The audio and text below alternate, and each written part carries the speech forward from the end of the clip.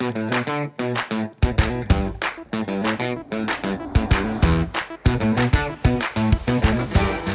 los entornos laborales de hoy, el aprendizaje en seguridad y salud en el trabajo no puede seguir siendo monótono ni tradicional. Necesitamos un enfoque más humano, empático y efectivo. Positiva Educa ofrece, a través de su Comunidad Nacional de Conocimiento en Formador de Formadores, acciones educativas presenciales y virtuales con cobertura nacional de certificación internacional como entrenador lúdico en seguridad y salud en el trabajo, divididos en 3 niveles de formación: básico, andragogía, herramientas virtuales y diseño de capacitaciones; experto, gamificación, storytelling y escuchatoria; y avanzado, game design, metáforas y dinámicas basadas en el modelo tricondicional. A través de una metodología innovadora, transformamos la forma de educar a los trabajadores con un enfoque lúdico. Aprende y aplica prácticas preventivas de forma divertida y eficiente. Una propuesta que apuesta por el juego serio, la emoción y la participación como ejes de la enseñanza. Positiva ha certificado internacionalmente a más de 3.000 trabajadores de diferentes sectores como entrenadores lúdicos en SST, permitiendo a formadores, líderes y equipos de seguridad y salud en el trabajo fortalecer competencias relacionales, desarrollar habilidades de interacción social, mejorar sus capacidades para liderar y motivar equipos e innovar en la implementación de programas de seguridad y salud en el trabajo con enfoques lúdicos y participativos. La certificación internacional como entrenador lúdico en seguridad y salud en el trabajo combina lo mejor de la andragogía aplicada y la innovación pedagógica. Esta metodología rompe con el esquema tradicional y convierte la educación en una vivencia memorable. A través de actividades prácticas, retos, interacción constante y simulaciones, los trabajadores aprenden haciendo, reflexionando y disfrutando. ¿Por qué funciona? Porque el enfoque lúdico estimula la participación, mejora la retención del conocimiento y genera cambios reales en actitudes y comportamientos en el entorno laboral. Y lo mejor, impacta positivamente la cultura de prevención en las organizaciones. La educación en seguridad y salud en el trabajo no debe ser una obligación, sino una experiencia transformadora. El entrenador lúdico conecta con las emociones y el propósito de proteger la vida. Únete a una forma innovadora y empática de enseñar y aprender. Participa e inscríbete en www.posipedia.com.co.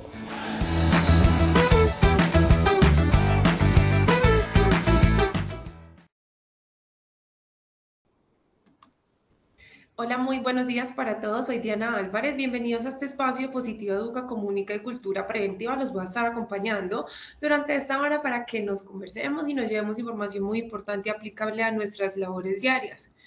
Quiero que para iniciar estén comentando ahí en el chat ustedes de qué parte de Colombia se conectan hoy, nos den un saludito. También quiero que me respondan a esta pregunta. ¿Ustedes dónde creen que más fallan en las investigaciones de accidente? Perdón. Díganme ustedes si creen que de pronto en el inicio, en el análisis, en el seguimiento. Vamos a hacer un sondeo, pero pues claramente no nos estamos evaluando, simplemente es para que iniciemos el día con todo y esta sesión con toda la actitud. Por acá nos saluda Daniel Ortiz Triano, buen día para todos. Muy buenos días, Daniel. También saludamos a Neila Alfonso, buenos días, a Nancy Álvarez, muy buenos días, muchas gracias. Igual para todos ustedes. Mientras yo les voy contando que muchas veces el problema inicia desde el inicio. Empieza desde el inicio más bien porque si la recolección de información no es adecuada desde el comienzo, todo lo demás se ve afectado. Vamos a ver si por aquí nos han respondido algo en el chat.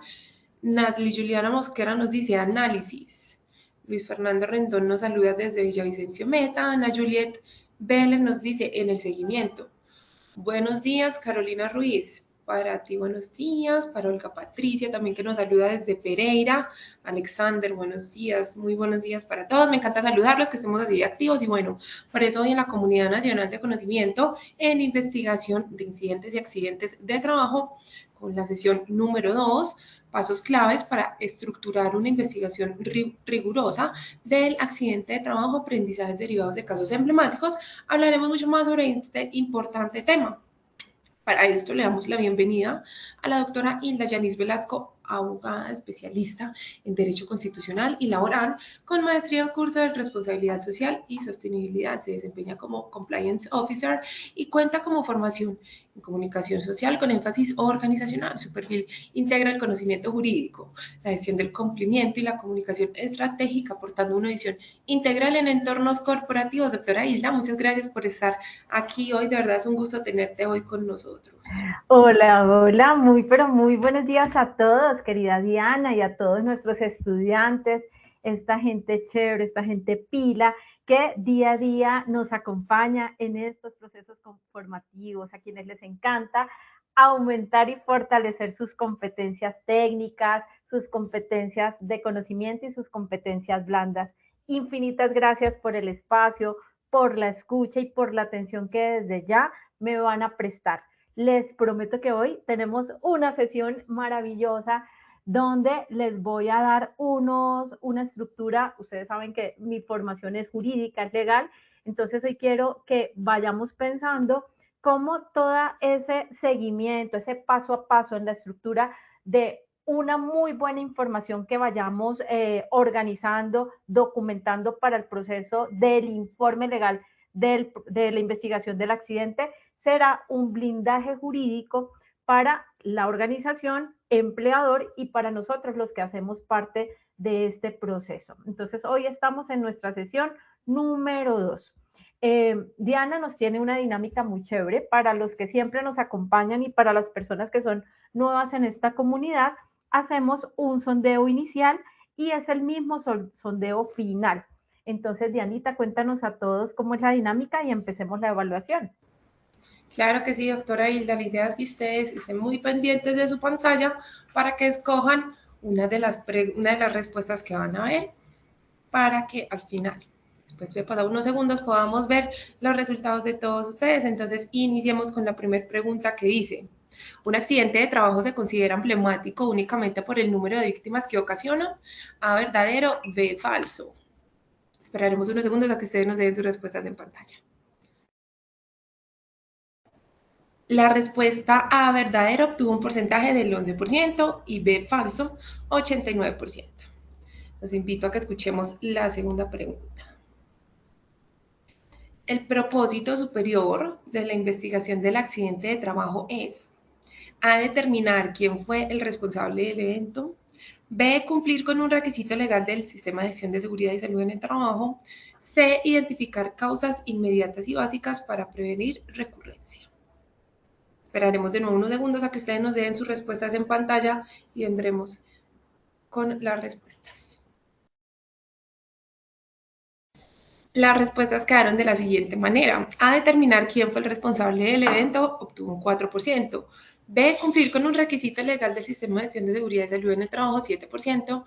C, identificar causas para prevenir recurrencia, 88%. Vamos entonces con la tercera y última pregunta, que dice: la finalidad de construir la línea de tiempo de las 72 horas previstas al accidente es: A, confirmar testimonios de los trabajadores involucrados; B, ordenar por fecha los hechos que propiciaron el evento; o C, determinar la responsabilidad individual del trabajador. Esperaremos unos segundos a que ustedes nos den sus respuestas en pantalla.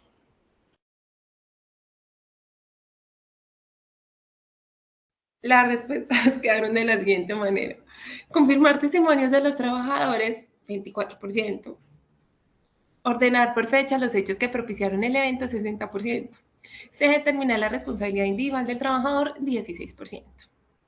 Muy bien, así hemos llegado al final de este sondeo. Muchísimas gracias a todos por participar. Ahora sí, iniciemos con esta sesión. Doctora Hilda, este espacio es todo tuyo, te escuchamos. Gracias, Dianita, y gracias a todos los que siempre se unen a esta dinámica de evaluación. Me encanta ver No, estamos repilos. Muy cercanas las respuestas a lo que esperamos, a las respuestas correctas. Entonces, voy a empezar desde aquí a clarificar unos elementos conceptuales bien importantes de esos accidentes emblemáticos y cómo es el paso a paso para organizar y estructurar ese informe, ese documento legal probatorio que nos va a ayudar a blindar jurídicamente, como les decía en un principio, al empleador y a quienes lo representamos. Y para iniciar, quiero que hagamos la siguiente reflexión. Y voy a empezar por esta filósofa maravillosa argentina, Mafalda, que me encanta. Mafalda nos lleva a unas reflexiones interesantes y ya sabemos que Mafalda es una creación del caricaturista Quino y ella nos dice que lo urgente no te impida ver lo importante. ¿Cuántas veces en el día nosotros estamos repitiendo o escuchando la palabra esto es urgente? Pero lo urgente, miren que es como la forma como vivimos todo el tiempo, en un corre-corre sin planeación, en una ansiedad porque nos la pasamos apagando incendios. Un correo que nos toca responder ya porque a alguien se le ocurrió que era ya, ese documento, esa visita que nos llegó inesperadamente y todo se nos vuelve urgente y estamos dejando de hacer lo importante. Quizás en lo importante está la real planeación de un proceso adecuado en formación, de ir a revisar ese permiso de trabajo en sitio donde se va a realizar la tarea que puede ser crítica, pero entonces estamos dejando de lado realmente lo que es importante para estar apagando incendios. Y nos pasa, lo digo que nos pasa porque a mí también me ocurre. A veces iniciamos nuestra jornada laboral muy temprano y la terminamos muy tarde porque solamente estamos en lo urgente y no estamos desarrollando las acciones que son realmente relevantes en el día a día. Entonces, preguntémonos cómo está siendo nuestra cuadratura de tiempo, si estamos realmente priorizando las tareas o si solamente estamos dedicados a apagar incendios, a sumar tareas, pero sin ser realmente efectivos y eficientes.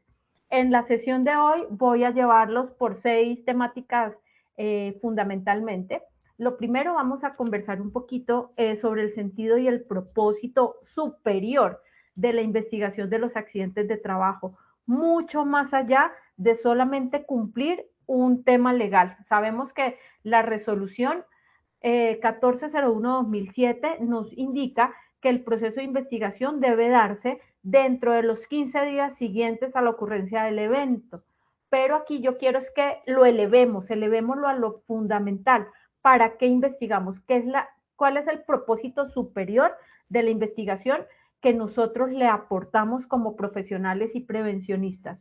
Voy a llevarlos a la reconstrucción técnica y factual. Ya les voy a indicar qué es esa palabra factual, el tema facto, que en derecho lo hablamos mucho, ya se los voy a explicar, del accidente. Y vamos a hacerlo a través de algo que es súper importante, que es la línea del tiempo.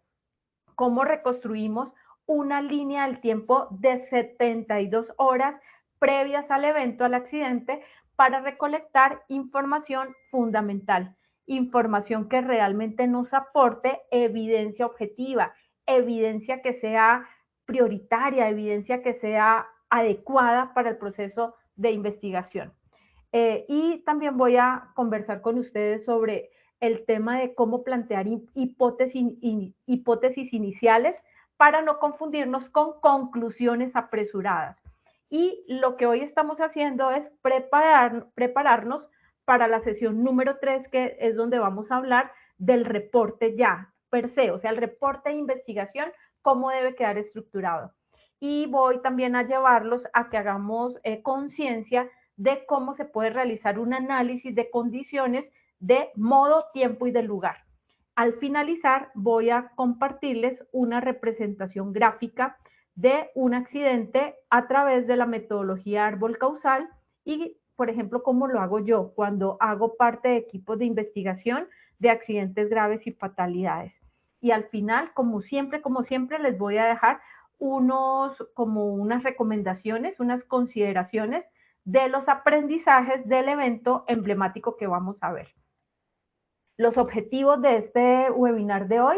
Hoy quisiéramos que ustedes fortalezcan sus capacidades técnicas y analíticas a partir de un estudio de caso de ese accidente emblemático que hoy les voy a compartir, que pensemos cuál es esa metodología, conectémonos con la metodología de investigación de accidentes que estamos utilizando en las empresas, si esta sí nos está llevando a profundizar con un análisis crítico y profundo en las condiciones de modo, tiempo y lugar. Yo hoy se los voy a compartir desde el árbol causal. Pensemos un poco si la metodología que estamos nosotros desarrollando en la empresa si nos está permitiendo llegar a causa real, a causa raíz, o si solamente nos estamos quedando en la superficialidad de concluir exceso de confianza o solamente endilgando una culpa al trabajador. Y al final identifiquemos los aprendizajes. Ahora sí, entonces, la palabra emblemático. ¿Qué hace que un accidente de trabajo sea emblemático? Emblemático, esa palabra, según la RAE, el diccionario de la Real Academia de la Lengua Española, nos dice que es algo representativo, que es algo simbólico, que es algo que nos genera casi que un hito. Un hito es que nos lleva a un antes y a un después. Entonces, ¿cuándo podemos decir que un accidente de trabajo es emblemático? Entonces, cuando trasciende el evento de lo grave o la fatalidad. O sea, no solamente será emblemático por el número de víctimas que hayamos tenido, no solamente es emblemático porque hayamos tenido uno, Dios no quiera, Dios nos libre a todos, 1 o 5 personas fallecidas por causa de esto. Es emblemático cuando genera un referente técnico, organizacional o cuando hay un pronunciamiento a través de una sentencia de unas altas cortes. Entonces, cuando hay un pronunciamiento desde lo jurídico. Cuando la magnitud e impacto humano es significativo, como les decía hace un momento, que nos genera como que se rompió algo y en ese rompimiento nos generó un cambio grande, un antes y un después. Algo emblemático para nosotros hace justo 6 años que todos estábamos en ese proceso era la pandemia, el COVID. Se volvió emblemática porque nos generó un cambio en las organizaciones, en los modos de trabajar, en las formas de repensar los modelos de trabajo, de la presencialidad a la virtualidad, entre otros. Entonces, en ese antes y ese después marca un derrotero nuevo para una organización, una nueva forma de desarrollar una tarea, repensar y hacer reingeniería de un proceso. También es emblemático cuando se evidencian fallas sistémicas, fallas en los procesos organizacionales, en los procesos operativos y no son hechos aislados. Siempre cuando ocurre un accidente de trabajo, así nosotros lo cataloguemos como leve o uno grave o uno fatal, siempre ha habido algo que nos lo anunció, una alarma, una alerta, muchos incidentes que se vinieron presentando, pero que no le pusimos atención. Entonces nos muestra fallas sistémicas, donde nos piden poner el foco, porque si no organizamos y si no corregimos, si no subsanamos, pueden pasar cosas mayores. También son referentes para la industria. Y esa industria o los sectores económicos que pueden ser similares a donde se ocurrió el accidente, donde nosotros trabajamos, lo toman como referente y lo muestran como ejemplo a las otras personas, a los compañeros de trabajo, para que no nos suceda a la empresa. Genera pronunciamiento técnico, legal y jurisprudencial. Esto es bien importante, se los dije ahorita en el punto 1. Las altas cortes se pronuncian, hay una sentencia, hay un pronunciamiento importante y nos sirve, nuevamente les digo, de referente. En estos accidentes de trabajo que son emblemáticos, se consolidan el concepto de culpa patronal, se refuerza el deber de protección y se separan las responsabilidades de la culpa individual. Entonces, generalmente cuando hay un accidente grave o una fatalidad que conlleva a una demanda, por lo general, no siempre, pero generalmente se demuestra en ese fallo sistémico, algo falló y hubo responsabilidad patronal. Antes en el Código Sustantivo del Trabajo hablábamos de responsabilidad patronal. Hoy día hablamos de responsabilidad del empleador. No sé si ustedes recuerden que en alguna sesión, tal vez la anterior a esta, yo les explicaba que quiénes somos los que representamos al empleador. Generalmente el empleador en primera instancia es visto como el representante legal, que es el que tiene la responsabilidad de la representación jurídica y ante la ley de su empresa, de la organización. Pero el representante legal delega en personal de dirección, de confianza y de manejo, realizar algunos procesos o tareas administrativas, porque el representante legal no podría hacerlo todo solito. Entonces, por ejemplo, un cargo que es de director, de gerente, de coordinación, de supervisión, podemos ser representantes del empleador. Entonces, esto es importante para que tengamos conciencia que todos podríamos tener esa responsabilidad de representación del empleador frente a un accidente grave o una fatalidad cuando conlleva una demanda. Tenemos responsabilidad penal, tenemos responsabilidad civil, tenemos responsabilidad solidaria. Este tema de responsabilidades se los voy a tocar en otro momento, en otra sesión, para profundizar, pero yo lo que quiero es que hoy nos vaya quedando en nuestra cabecita que esa instrucción que nosotros damos o esa omisión, esa negligencia, la impericia, el no cumplimiento de algunas normas nos puede llevar a ser declarados como responsabilidad del empleador. Cualquiera de nosotros puede ser ese representante del empleador. Les voy a contar un caso en el tiempo es que hoy no me puedo pasar del tiempo porque yo sé que esto genera inquietudes y preguntas de ustedes. Entonces las preguntas que les vayan surgiendo, porfa, me las van poniendo en el chat y ahorita hoy vamos a hacer dos cortes de preguntas. Uno en la mitad de este espacio y otro al final para respondérselas. El 16 de junio de 2010, Amagá, Antioquia, sufrió un gran dolor como región. Y ese dolor como región lo sufrieron muchísimas familias, 73 familias de 73 mineros que quedaron atrapados en un socavón que por una explosión, murieron por causa de una explosión subterránea en una mina de carbón. Obviamente la actividad de minería se connota como de altísimo riesgo. En esa actividad de minería y en ese accidente que fue 73 fatalidades, hubo investigaciones técnicas, investigaciones del Ministerio de Minas y Energía, del Ministerio de Trabajo, hubo acompañamiento pericial y hubo sendas demandas. Imagínense ustedes 73 demandas eh, interpuestas por los sobrevivientes de ley de estas personas fallecidas.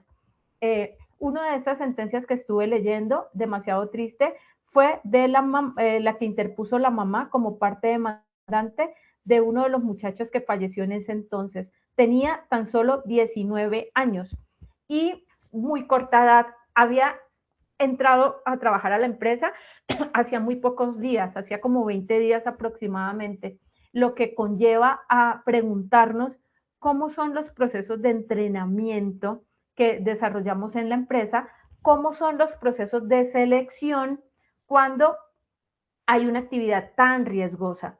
¿Será que solamente necesitamos gente, necesitamos personal y el primero que va y nos toca la puerta y nos dice yo quiero trabajar, lo ponemos a trabajar en una actividad tan riesgosa? ¿Cómo estamos haciendo esos procesos de selección y de contratación? Eso es de las cosas que se empiezan a revisar cuando hay un accidente tan grave como este. La Corte Suprema de Justicia, a través de la Sala de Casación Laboral, les dejo esta sentencia de referencia, SL quiere decir Sala Laboral, 2102 de 2018, radicado 58098, determinó y analizó las demandas por culpa patronal presentada por los familiares de estos 73 trabajadores fallecidos. Y uno determinó que sí hubo accidente de trabajo, la existencia del accidente de trabajo, porque también diríamos, pero claro, es obvio, accidente de trabajo, pero también hubiese podido connotarse un accidente de origen común. En este caso, se connotó como de trabajo. Se estableció la culpa del empleador por omitir medidas de seguridad obligatorias. Ya les voy a contar 10 fallos que tuvieron, que fueron analizados en el marco de esta sentencia y por lo cual condenaron a la empresa. Ya les voy a contar qué pasó con esta empresa. No controlar riesgos inherentes a la minería subterránea y se ordenó a pagar la indemnización plena de perjuicios. Perjuicios quiere decir daños, independiente de prestaciones al sistema de riesgos laborales. O sea, esta empresa tuvo que cerrar. Realmente es una empresa que en este proceso, una empresa así quiebra, una empresa así, ¿cómo se sostiene el pago de indemnizaciones de 73 personas, 73 reclamaciones? Es una empresa que tuvo que cerrar durante muchos años. En este momento están en un proceso de con inversionistas, mirar la posibilidad de volverla a aperturar, abrir con otro nombre y con otros socios, con otros accionistas, porque una empresa que de esa manera es una empresa que pierde confianza en el mercado, se afecta en su reputación y por supuesto por la cantidad de obligaciones de pagos de indemnizaciones queda en quiebra. ¿Qué se pudo establecer de las causas de la explosión? O sea, y ahorita vamos a mirarlo desde un tema de aprendizajes. El reporte del Ministerio de Minas y Energía, que en este caso es la autoridad competente directa para este proceso de minería, hablaba de los siguientes puntos. 1. Altos niveles de concentración de metano, inexistentes o inadecuados sistemas de ventilación. Entonces, lo que determinaron era que no contaba con detectores de gases permanentes ni de ductos efectivos de extracción. La ventilación no era la adecuada. Ausencia total de monitoreo continuo de gases.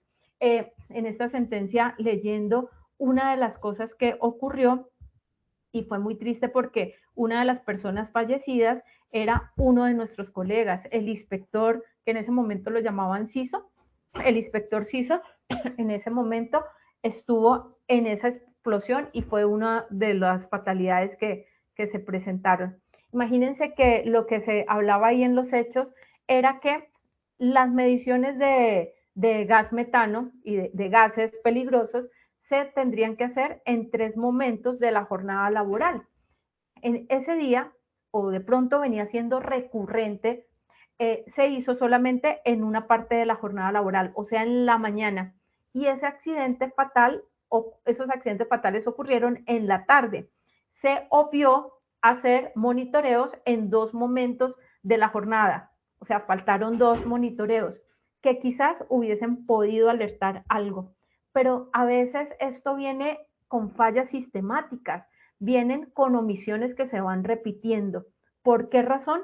De pronto por temas de tiempo, por temas de la urgencia que les decía hace un momento, porque a veces nos llenamos de otras cosas, el correo electrónico, la visita de no sé quién, y dejamos de hacer tal vez lo importante.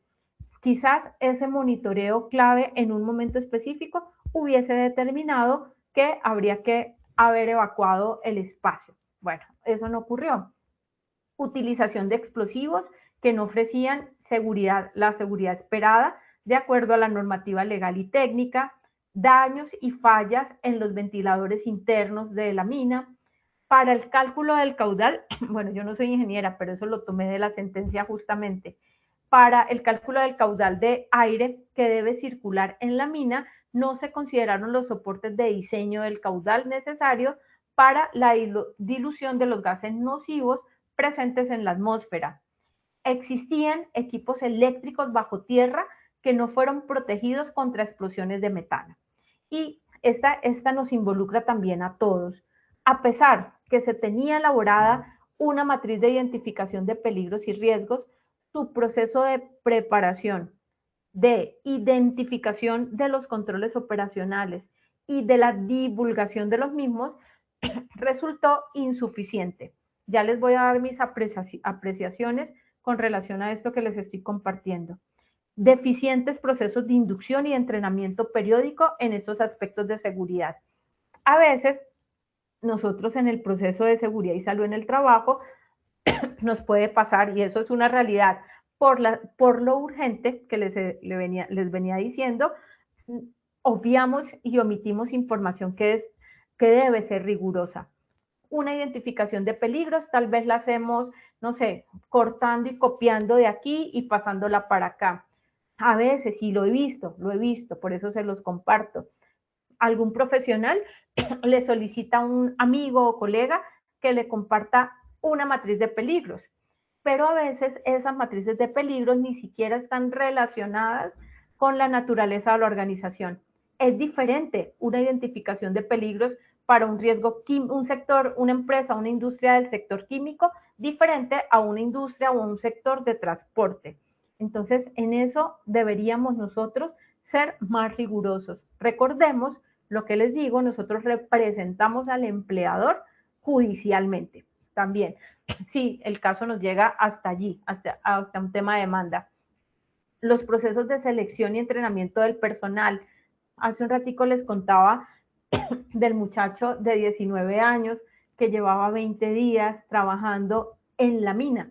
Entonces, sí son las personas idóneas y competentes para esa tarea que es tan peligrosa. Y no solamente lo pensemos en tareas de alto riesgo, pensémoslo en cualquier tipo de actividad que realicemos nosotros y tareas que hagamos en las empresas, cómo son los entrenamientos de esas labores, cuando ponemos al trabajador a manipular un esmeril, una pulidora, un taladro, una cortadora. Competencia, pensémoslo en términos de habilidad, experiencia y educación. Cuando manipulan un equipo, son una maquinaria.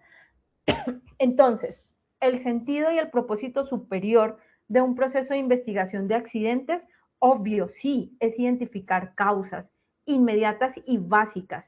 Las causas inmediatas deben ser subsanadas rápido, inmediatamente ocurre apenas las identificamos, porque eso inmediato se nos puede convertir en algo más complejo. En la identificación de causas inmediatas está la corrección, pero lo que vamos a buscar es causa raíz, causa real, para hacer acción correctiva. No sé si recuerden el ejemplo que siempre les pongo, que no es la fiebre, es la infección.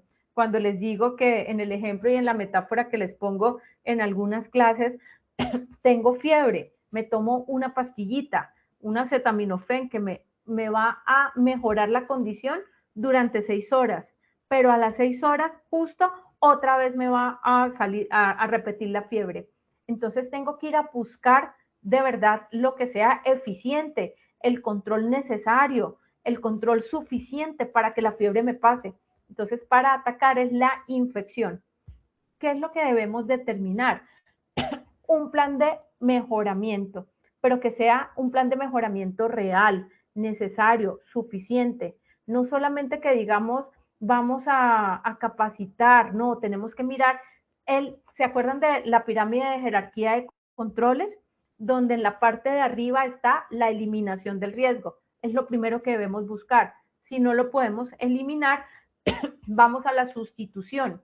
Si no, vamos al control de ingeniería y así vamos bajando, al control administrativo y por último, al control con los elementos de protección personal.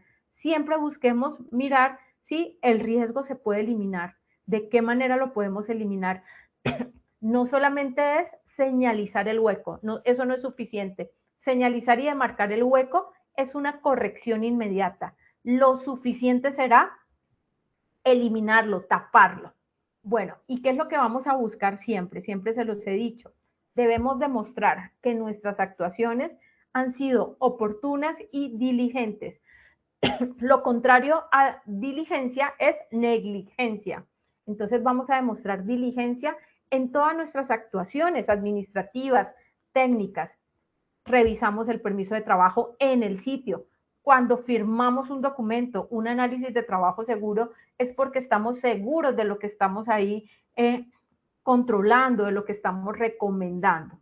En algún momento más adelante, en otra sesión, voy a hablarles de un tema de las firmas. Cuando nosotros firmamos un documento legal probatorio como es todo lo que sale de un proceso de investigación de accidentes. ¿Qué significa cuando nosotros estamos firmando estos documentos? ¿Y qué es lo que vamos a buscar? Primero, prevención. Cuando nosotros hacemos una investigación de accidentes, sí es cumplir la ley, pero la investigación de accidentes es un proceso que está siendo reactivo. Reactivo porque es que no estuvimos previniendo, ya nos tocó hacerlo porque ya hubo un daño. Es un proceso reactivo que al final tenemos que cumplirlo, pero siempre actuemos en el antes. La protección del bien jurídico tutelable. Siempre les voy a insistir, yo soy constitucionalista, y en el bien jurídico tutelable hablamos de ese bien jurídico es la vida, pero la vida tiene conexidad a la salud y a la integridad, el estar completicos, que así como salgo de casa, así mismo regreso, sin un solo rasguño. En esta investigación no vamos a buscar culpables. El tema de responsabilidades lo vamos a ubicar en un tema más de un componente legal. Aquí la investigación busca causas, causa real, causa raíz, con el propósito superior de prevenir recurrencia del daño. Bueno, muy bien. Después de este slide, voy a darle paso a Dianita para que me ayude con un par de preguntas, porque es que generalmente las dejamos para el final y se me quedan muchas sin responder. Un proceso de investigación es relevante siempre, y ¿qué es lo que yo les sugiero? Construir la línea del tiempo de las 72 horas previas al evento. O sea, vamos a pensar qué pasó antes, qué pasó en el antes, en el durante. Obviamente, esa línea de tiempo nos va a permitir identificar qué fue lo que falló para poderlo corregir.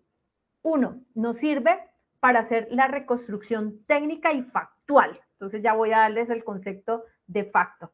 El tema de nuevas palabras, me gusta traerles nuevos términos, y esos nuevos términos escríbanlos en algún lado, porque es muy chévere ir aprendiendo también conceptos técnicos, pero también desde lo jurídico. Entonces, factual de los hechos que antecedieron, y sí nos permite ordenar cronológicamente hechos verificables. Ya les hablo de la veracidad de la información que vamos a disponer, ocurridos antes, durante y hasta el momento en que ocurre el accidente. Hechos verificables. Obviamente, uno siempre parte de una hipótesis, porque la hipótesis parte de lo inicial. Fui al sitio, estoy revisando condiciones climáticas, condiciones de los equipos, condiciones del terreno, entre otros. Entonces, me surge una hipótesis, pero la hipótesis debe ser corroborada o desvirtuada. ¿Y cómo la corroboramos o cómo la desvirtuamos? A través de información que sea verificable. Yo no puedo consignar en el informe de investigación de accidentes información que yo me imagino que. Aquí no es que yo supongo, yo me imagino, no. Recordemos que este documento rector que se consigna en el informe del accidente de trabajo, el informe de investigación, es un documento que puede terminar en un tema probatorio en estrados judiciales, cuando estamos en un proceso de comprobando hechos, datos, toda la información que se nos pide en una demanda. Entonces, todo tiene que ser verificable y que lo podamos constatar. Factual, ¿qué significa esto? Aquí les tengo la definición. De facto quiere decir hechos, son hechos reales, hechos que no parten de una suposición, son hechos verificables, en contraste con el dicho o con el pensado.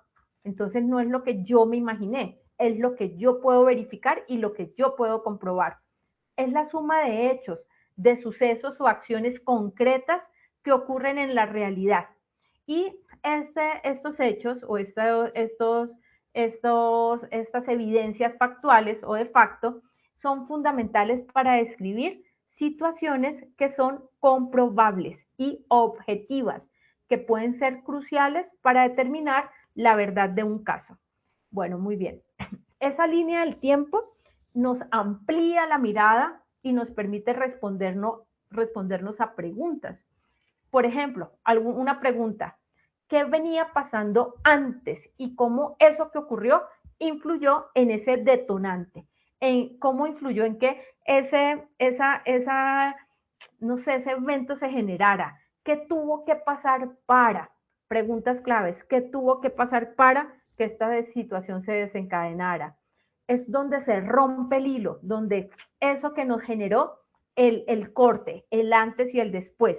¿Qué venía pasando antes? ¿Qué influyó? ¿Qué fue necesario que pasara para? En Canva hay herramientas chéveres para hacer líneas de tiempo. Aquí solamente les pongo una imagen donde les muestro la forma de construirla, pero Canva tiene modelos y proformas para poderlas ir construyendo. Y la línea de tiempo nos va contando una historia.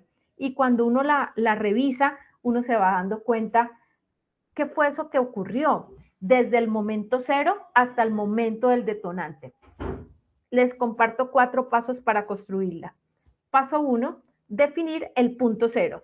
En este caso, del accidente que les estoy contando como caso emblemático, en el momento cero fue la explosión. ¿Qué pasó un poco después o pasó un poco antes, un tiempo antes?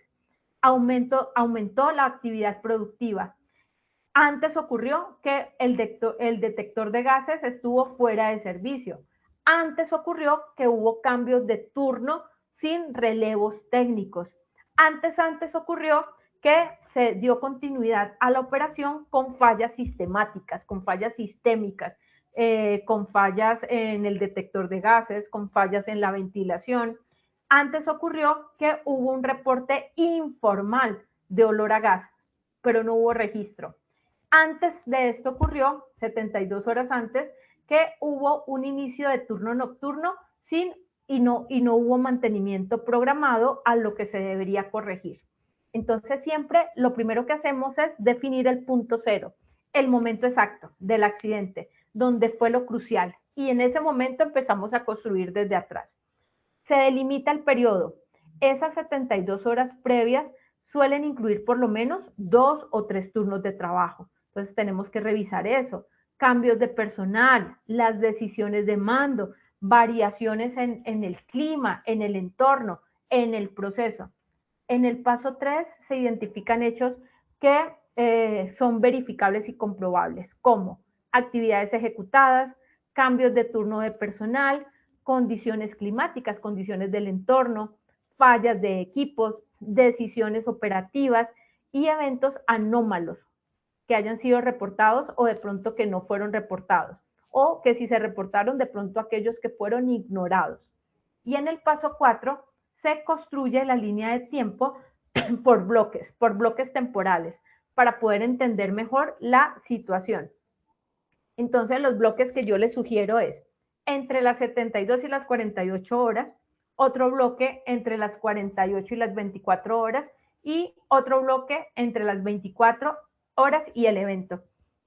Cuando uno hace líneas de tiempo en los accidentes, uno puede encontrar, por ejemplo, que un trabajador estuvo enfermo o que se tomó de pronto, como estaba enfermo y estaba en un estado gripal, se tomó una pastilla, un antigripal, y se tomó una pastilla para la noche. Y que eso justamente fue lo que le generó un adormecimiento. Que en el día se tomó una pastillita para la noche y eso le generó que se durmiera o que un microsueño. O de pronto que no estuvo durmiendo lo suficiente porque tiene un problema en su casa bastante complicado con un hijo y eso le está impidiendo descansar. Y entonces llega al trabajo y hay un detonante.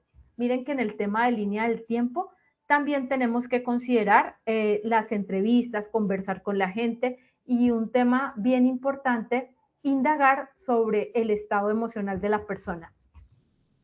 El planteamiento de las hipótesis, pero antes de hablarles de las hipótesis y de la forma como podemos hacernos preguntas, voy a pasar un momentico de Anita para que me vayas contando comentarios que tengamos en el chat o si hay alguna pregunta para irla respondiendo de una vez para empezar mi ciclo final de este webinar. Claro que sí, doctora Hilda. Por acá tenemos una pregunta. Como empresa, ¿cómo nos podemos blindar cuando un trabajador nos indica que sufrió un accidente laboral cuando ya han pasado las 72 horas, indicándonos que no le pareció importante o no le había dolido tanto?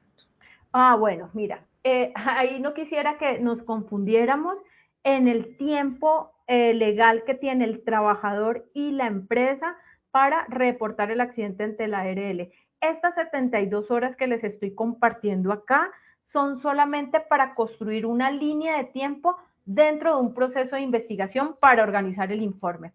Recordemos algo y es importante precisarlo acá. Cuando hay un accidente de trabajo, la obligación del trabajador es informarlo inmediatamente le ocurre. El trabajador o su testigo, si un compañero estaba cerca, informarlo al área o al equipo de seguridad y salud para que se le busque la atención inmediata, la atención médica. O sea, nuestra responsabilidad es inmediata. Hay un tiempo administrativo que tiene el empleador ante la ARL para hacer el reporte administrativo del FURAT, formato único de reporte de accidente de trabajo, que es dentro de los 2 días hábiles siguientes a la ocurrencia del accidente. Ahí no hablamos en términos de horas, no quiero que se me confundan. Estas 72 horas que les estoy hablando de línea de tiempo solamente es en el proceso de investigación como una forma para nosotros ir mapeando toda una secuencia de hechos, ¿sí? Toda una secuencia factual, toda la reconstrucción técnica del caso. Pero en los tiempos sí tenemos que informar inmediatamente ocurre el accidente, buscar la atención médica desde la empresa al trabajador, reportarle a la ARL dentro de los 2 días hábiles siguientes máximo, para que no sea un reporte extemporáneo. Dianita, otra pregunta que más, otra que tengamos por ahí. Tenemos varios comentarios, uno por acá y es la norma que es, la norma es específica en la capacitación e instrucción en la labor a ejecutar por el trabajador, agregando el manual de labores o funciones. Sí, está bien. Más preguntas no tenemos. Bueno, aquí Listo. tenemos una. Dentro de la línea de tiempo es importante tener en cuenta en el antes los sentimientos si tuvo Mm. problemas personales. Sí, era lo que les decía, es que uno a veces lo pasa por alto el tema emocional. Uy, yo tengo unos casos que he acompañado la investigación, unos temas graves. Uno generalmente se concentra en la máquina, en el equipo, en el mantenimiento, pero no consulta y no revisa qué está pasando con la persona. En un caso que tuvimos, fue fuerte, un trabajador que tuvo una lesión de mano terrible. Cuando empezamos a conversar con la persona para saber cómo ocurrió, que por favor nos contara un poquito su testimonio, encontramos que era un señor que estaba súper alterado, súper preocupado emocionalmente por el estado de salud de su hija, que estaba malita, estaba hospitalizada. Entonces, el tema emocional es súper importante, el tema de salud mental. Sí. Bueno, muy bien, gracias, Dianita. Continúo por acá contándoles el tema del planteamiento de las hipótesis. Entonces, una hipótesis es una afirmación temporal. La hipótesis nosotros la verificamos o la desvirtuamos, o sea, la aseveramos o la desvirtuamos. Esa hipótesis inicial nos va a ayudar a orientar la investigación, porque nos ayuda a conectar hechos conocidos con hechos posibles y nos permite ir organizándola desde una relación causal. La línea de tiempo que les cuento de esas 72 horas antes en el proceso de investigación nos ayuda a ir haciéndonos una hipótesis, pero ojo que la hipótesis no es una conclusión precipitada. Hipótesis no es igual a conclusión. La conclusión se saca al final de revisar toda la evidencia probatoria que tenemos. Ejemplo, hipótesis, ejemplo. Si uno concluyera, diría, no, eso fue por la ventilación en mal estado. Eso es una conclusión, pero ¿de dónde salió esa conclusión? Entonces, una hipótesis formulada es un ejemplo, la acumulación progresiva de gases inflamables asociada a las deficiencias en el sistema de ventilación y a la continuidad de la operación, pese a las señales tempranas, pudo haber creado condiciones propicias para la explosión. Y aquí hablamos en términos de pudo, y ese pudo es un potencial de daño. Pudo haberse presentado por esto, pero eso es lo que vamos a corroborar o a desvirtuar al final del proceso. Cuando uno hace hipótesis y cuando hace un proceso de investigación, necesita hacerse preguntas. Yo siempre les voy a traer esta técnica de preguntas. En lo personal me gusta, las utilizo. Es la técnica del anís, siempre se las voy a traer como una forma de metáfora. A, abiertas, N, neutrales, I, inesperadas y S, sencillas. Entonces, qué podríamos preguntarnos para orientar la evidencia objetiva, para orientar ese análisis factual, orientar la hipótesis? Uno, son ejemplos de preguntas que les traigo. ¿Qué condiciones hicieron posible que este accidente mucho antes del día en que ocurrió? Al principio de este webinar, de este espacio, Diana nos hacía una reflexión que el accidente inicia justo cuando muchas cosas han ocurrido, o sea, es un detonante, es algo, hubo muchísimas alarmas, algo nos estaba advirtiendo que iba a pasar porque esa máquina estaba con un ruido extraño, porque había un olor diferente, pero pasamos por alto. Entonces eso es otra pregunta. ¿Qué pasamos por alto? ¿Qué a pesar de que nos hizo muchísimo ruido, no escuchamos? ¿Qué estaba siendo tolerado en la práctica, aunque no estuviera permitido en el procedimiento? ¿Cuáles fueron esos pasos que pasamos por alto, que los teníamos en el instructivo, en el procedimiento, pero no le hicimos caso? A veces por decir que eso es solo un momento, es un minuto. No, en ese minuto ocurren 1000 cosas. ¿Qué fallos se presentaron antes que no fueron atendidos? ¿Qué se pasó por alto aunque hubiese sido evidente? ¿Quién tuvo la última oportunidad real de prevenir el evento y qué le impidió hacerlo? Más allá de culpar, porque aquí no buscamos culpables, es qué le impidió tomar esa decisión o dar esa instrucción, o por qué dio una instrucción X o Y. En el análisis de condiciones de modo, tiempo y lugar, ¿cómo ocurrió? ¿Cuándo ocurrió? ¿Dónde ocurrió? En este caso de la identificación de condiciones de modo, tiempo y de lugar, no interpretamos ni explicamos, sencillamente ponemos y disponemos esa información así tal cual es. ¿Qué también podemos preguntarnos y profundizar en ese modo, tiempo y lugar, que es un contexto? Podemos revisar interacción entre personas, equipos y entorno. Podemos mirar procesos de formación, de entrenamiento, fecha y hora exacta del turno. Fue un domingo, de pronto la gente ya estaba cansada. Fue un lunes iniciando la jornada. Fue el viernes, para empezar a revisar qué tenemos de realidad, de pronto que lo podamos sumar con evidencia anterior para que nos dé una idea de qué pudo pasar. Si necesitamos acompañamiento de expertos, busquemos el acompañamiento de expertos. No nos la sabemos todas. Por ejemplo, yo participo en una investigación de accidentes desde lo probatorio, desde los documentos legales, pero no lo haría desde un tema de operación de una máquina, porque no es mi competencia. Entonces busquemos esa competencia de expertos, de personas que nos puedan apoyar y dar más luces en la investigación. Ubicación exacta, condiciones del entorno, características, estaba lloviendo, estaba haciendo sol, bueno, etcétera. El ambiente estaba húmedo, cercanía a fuentes de riesgo. Entonces, ejemplo de condiciones de modo, tiempo y lugar en el accidente que estábamos mirando. El accidente ocurrió por la liberación súbita de energía generada por una explosión de gases inflamables. Eso es una condición de modo. Durante un turno operativo con una continuidad productiva. El turno era de 8 a 8. Eso es una condición de tiempo. Al interior de una mina subterránea, o sea, en el socavón número 5, en espacio confinado con ventilación limitada. Es lugar. Listo, muy bien. Análisis de condiciones, de modo, de tiempo, de lugar. Muy bien. En este esquema que les traigo acá, les preparé, como en el ciclo PHBA, mejora continua, cómo podríamos empezar a dilucidar el análisis para llevarlo a un árbol causal. Metodologías tenemos muchas. Podemos utilizar como instrumento de apoyo una lluvia de ideas, pero la metodología puede ser causa-efecto, que es la espina de pescado, las 4P, el árbol causal, que yo lo utilizo mucho, pero la metodología es la que la empresa determine.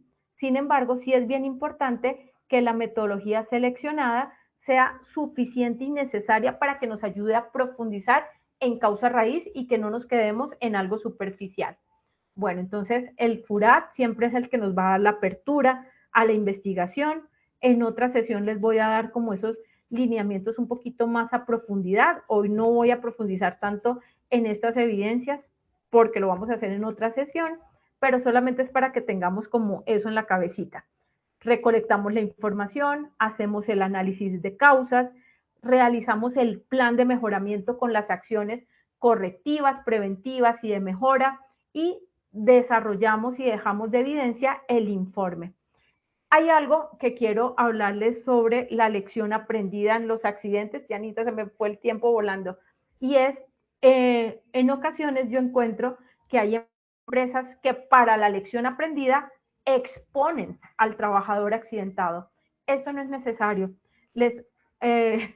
No es necesario disponer a la persona frente a muchos otros para, entre comillas, me disculpan la palabra, es la primera palabra que se me viene a la mente, para revictimizarlo después de esa lesión grande que tuvo. Con que nosotros mostremos no sé, el aprendizaje del caso, que lo generó y las recomendaciones para que no nos vuelva a ocurrir, con eso es suficiente. No tenemos que ponerle nombre a esa persona ni tenemos por qué exponerla ante otras personas para que nos dé a todos su testimonio. Y por último, con esta ya termino. Esto solamente es un ejemplo de cómo graficar un accidente de trabajo en un proceso de investigación con árbol causal, poniéndole fotografías. Yo lo utilizo mucho de esta forma para que desde lo visual nos vaya contando la historia. Aquí, básicamente, sin entrar a profundizar mucho, porque la metodología de árbol causal va a ser propicia en la sesión siguiente que vamos a tener. Aquí, estas fotos nos van contando una historia.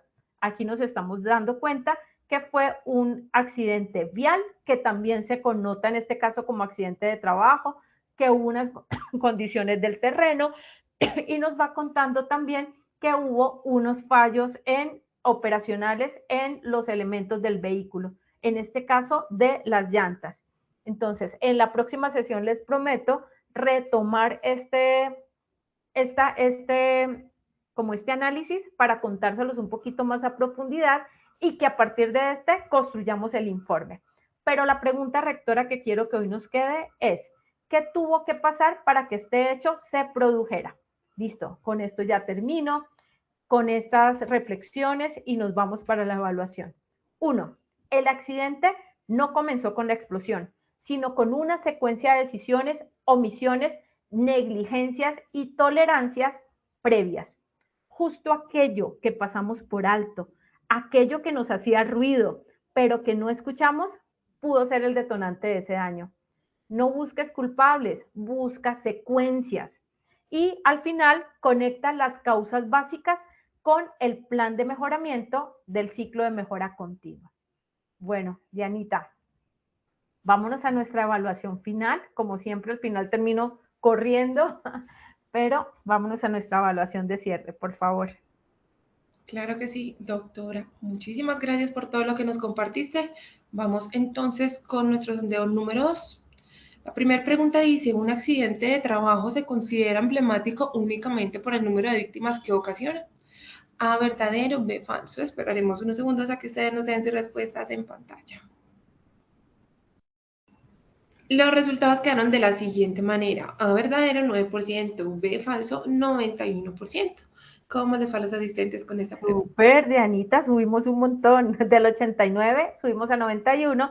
Respuesta correcta, B, falso. Muy, muy bien. Sigamos con la segunda. Vamos con la segunda pregunta que dice, el propósito superior de la investigación del accidente de trabajo es A, determinar quién fue el responsable del evento, B, cumplir con un requisito legal del sistema de gestión de seguridad y salud en el trabajo, C, identificar causas inmediatas y básicas para prevenir recurrencia. Esperaremos de nuevo unos segundos a que ustedes nos den su respuesta en pantalla. A, determinar quién fue el responsable del evento, obtuvo un porcentaje del 4%. B, cumplir con un requisito legal del sistema de gestión de seguridad y salud en el trabajo, 3%.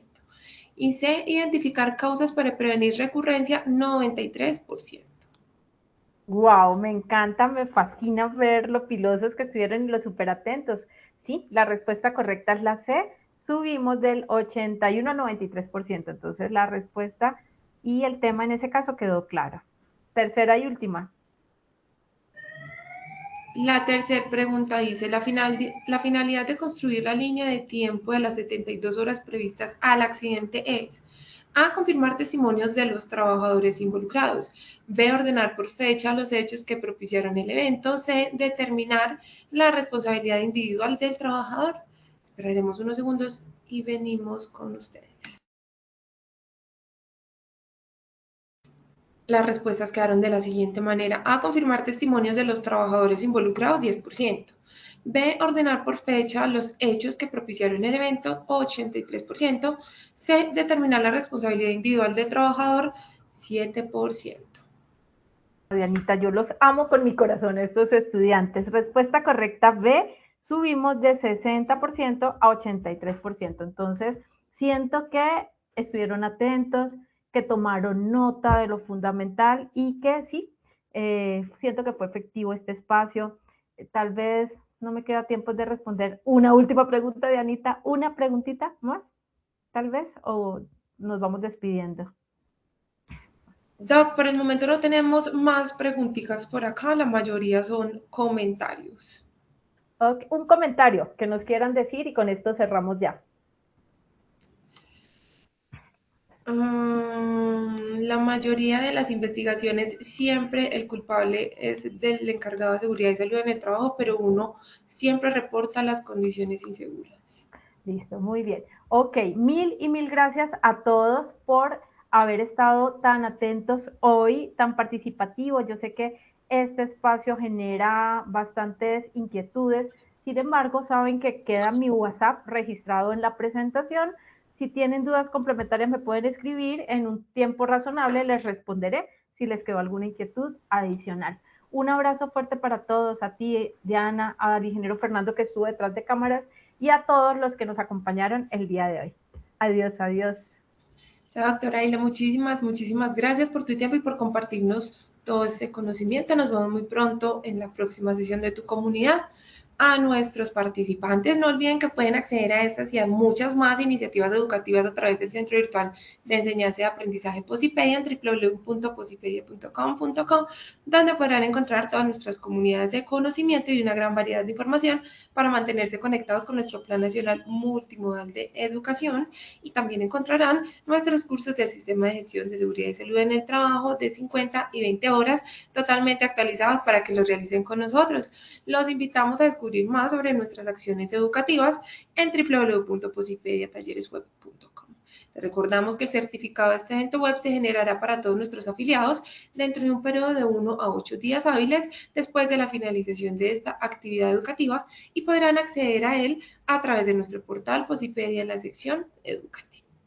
Positiva Educa comunica cultura preventiva. Queremos que estés siempre al día con lo mejor en prevención, seguridad y salud en el trabajo. Por eso te invitamos a unirte a nuestro canal oficial de WhatsApp, donde encontrarás campañas, novedades y tips que te ayudarán a cuidar lo más importante de tu bienestar y el de todo tu equipo. Es muy fácil, simplemente debes escanear este código QR. Los dejamos con el siguiente video. Que tengan un feliz día. Chao.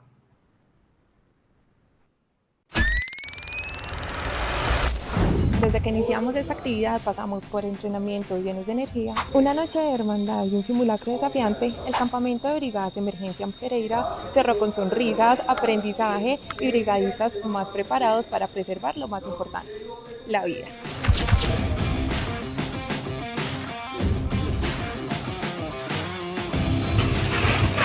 El día de hoy el Cuerpo de Bomberos Voluntarios de Pereira se lleva el primer puesto.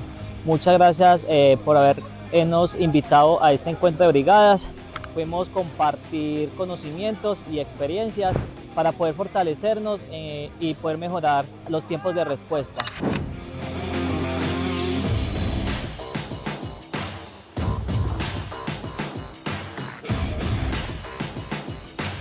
Queremos felicitar a todos los participantes de este campamento de brigadas de emergencia en Pereira y destacar por supuesto a los ganadores del puesto número 1, quienes fueron un ejemplo de trabajo en equipo, coordinación y disciplina.